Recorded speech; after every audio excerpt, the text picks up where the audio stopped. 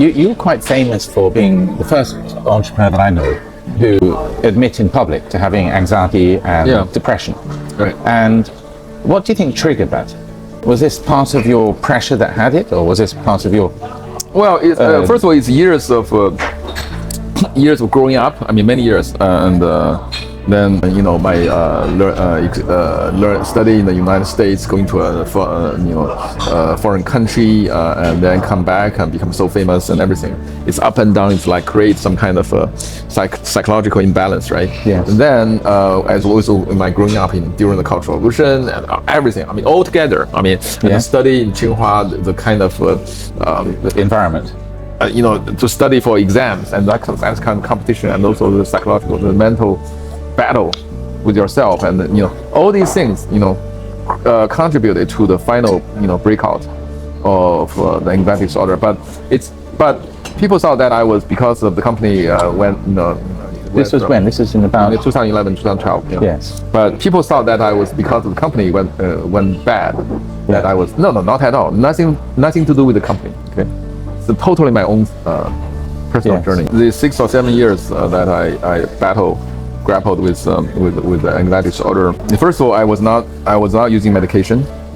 Completely by study the psychological cognitive behavioral therapy. Yes. And read some papers, and because my English was trying to take advantage of my study over in the United States, I read English papers. Yes. So that I study psychology, and then really, and also I had a psychologist in New York that I weekly interact with him.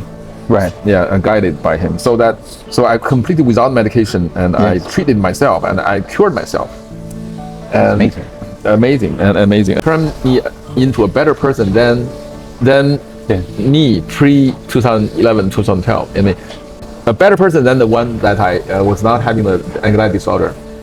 Because I've met a number of entrepreneurs since, and without naming names because they haven't come public, they've talked about being depressed.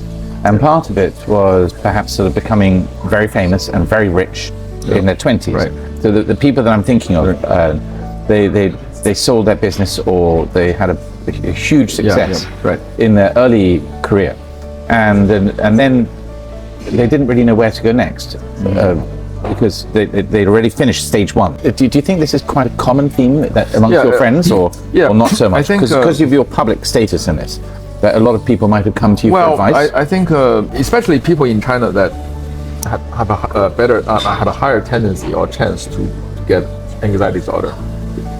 Because I don't know if it's just China. I mean, I think it's very prevalent. And mental health issues in the Western world is extremely common. Extremely. Yeah, but I'm talking about specifically the entrepreneur class. In the United States and in America, in the UK, people have some mental problem. They talk about it, and they seek therapy. They seek help. Yes. Counseling. Yes. In China, people don't. People are shy of it, shy of talking about it. So that actually the hidden numbers are much larger than so it's easy. I think the depression or anxiety disorder in China probably more prevalent than the West. And what about amongst the entrepreneurs or the business founders? What do you think triggers it? They don't tell about it.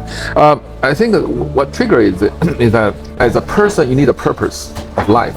Your North Star. You need a purpose. You need a value system. Yeah. You need to have a purpose and a value, and to conduct your everyday life, but if you don't, if you only way, or you have a lower goal, with low value, I just want to make a lot of money and become so famous, and so I'm going to have like myself, I was like a 精致的利己主义者, I'm going to have the most beautiful yacht of the world. I'm going to have my own private jet. I'm going to fly to Paris to have coffee.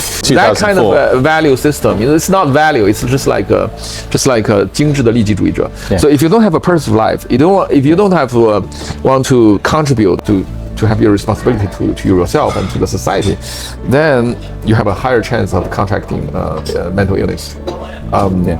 So that's Chinese entrepreneurs, or mostly the Chinese people here.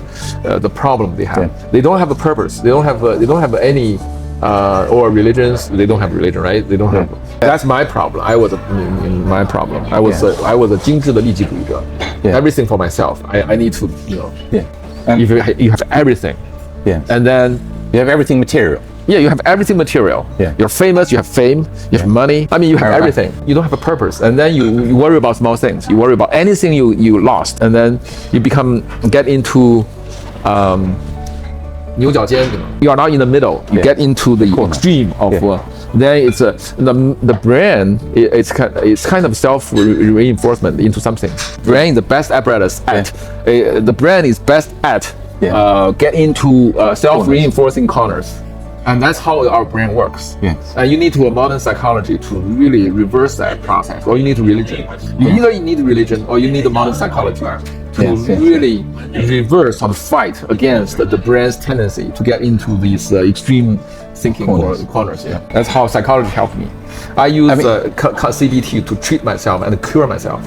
It's a pretty big journey that you've gone through there.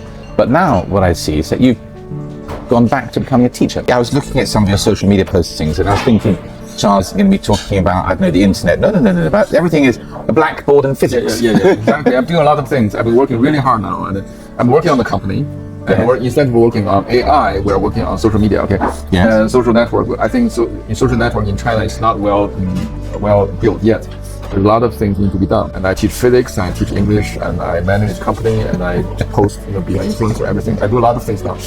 If I relive my life, I wouldn't live the way I did between 2004 and 2012. At 8 years, and then I was not working really hard.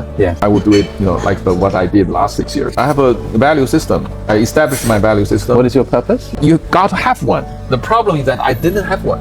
Now I have one, and then, you need to. Because now you're teaching. Well, you need, as a teacher, I think you need to have principle. You need to have person of contribution. You want to bring some value to your community and to your, you want to, you have the responsibility to be a person. You have responsibility to your parents. You have responsibility to your company.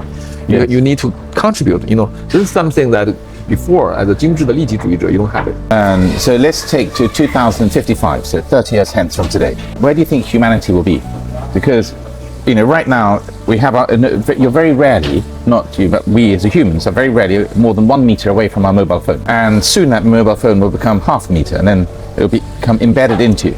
And then you've got Naji, sort of neuroscience that's going to quantum physics that's coming. So where do you think we're going to be in 2055 as humanity, as a race? I think people will continue to enjoy being a person. People like to enjoy good food, enjoy a good company, enjoy talking, interacting, and appreciation for beauty. I think humans are, and the technology can just get people more, help people to overcome a lot of things, and also cure a lot of disease. So people will live much longer. And but I don't think that it will be a digital world that everything will be replaced by AI. No, I don't think so. I think people still are real people, want to live a good quality life. Thank you, Charles. It's just very nice to chat.